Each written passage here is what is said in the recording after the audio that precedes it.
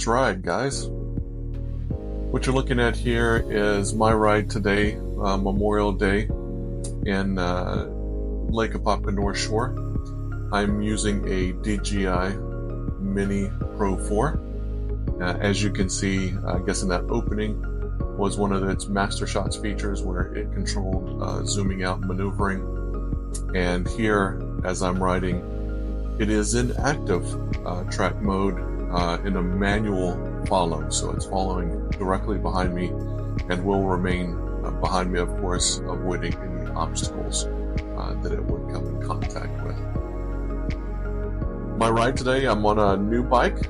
I just received this one, and it's a mountain bike from Velotric. It's an e-bike, and I have a previous bike from them. It's the Nomad 1. It's a fat tire e-bike. Really love that bike. It's a great bike. This one here is the Summit 1 mountain bike from them, brand new. I think it's only been out for maybe a couple months, so getting to ride it out here today. And all the paths that you'll see out here are built up from lime rock, so they're a gravel lime rock trail. Mostly smooth. There are a lot of smooth parts to it, but there's also some bumpy parts as well, unfortunately. A lot of wildlife out here. You'll see a lot of birds, alligators, this sort of thing. It's always a nice, peaceful ride. More riders out today than usual out here, I think, but it is Memorial Day weekend, so there is that. You will notice as I ride from time to time, I will take a look just to verify that the drone is still with me.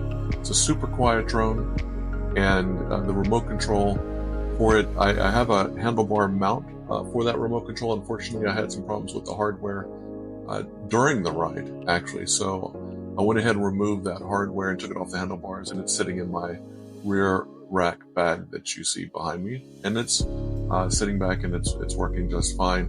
But because of that, I can't see the screen, so I'll take a look up at the drone every once in a while to make sure it's still there. The difference here now with the drone is it's still an active track, but it's in auto mode. So the drone itself will maneuver around, try to find the best spot to follow, all along, of course, avoiding objects. And you saw riders pass by. It didn't change. It stayed on me and didn't go toward them. As you can see, it's maneuvering around the tree here on its own and staying with me. So this is using the auto follow. It will periodically go from behind, parallel with the subject, and sometimes will go in front as well. So it's a pretty cool feature to have. As far as the Velotric bike goes, it does have 15 modes of assistance. It has 5 levels in the eco mode, 5 levels in trail mode, and then of course 5 levels in boost mode, so all 15 levels. During this entire ride, I rode it on the first level of eco mode, so really barely any assistance at all. But I can tell it is there. It uses a torque sensor. It's a little bit different than a cadence sensor in that it's going to assist based on the torque you're placing on the pedals when you're riding, whereas a cadence sensor essentially maintains a certain cadence or speed, right? So if you are traveling faster than that speed, you're essentially getting no assistance from the motor at all. So this one is sort of always assisting. It's just a matter of how much.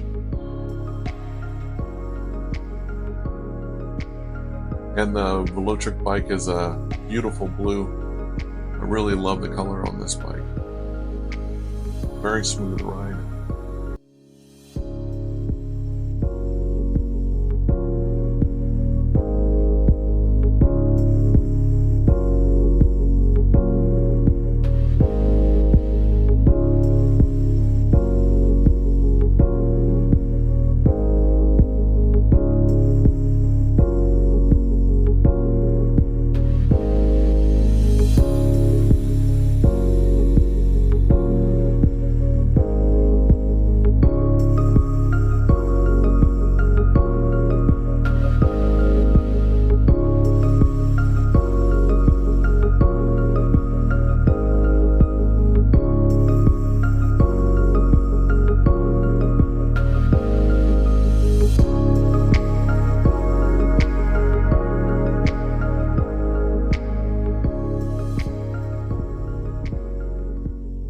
Throughout the rest of the ride, you'll notice me switching the drone up from the active track auto follow to manual follow. There is also a POI mode, point of interest, where it will encircle you the entire time, just depending on how quickly you want it to go around you, but it will stay focused on the subject while it rotates around it. So you'll see various modes of me utilizing that on the ride at different heights as well. So you'll see higher altitudes and still staying focused on the subject.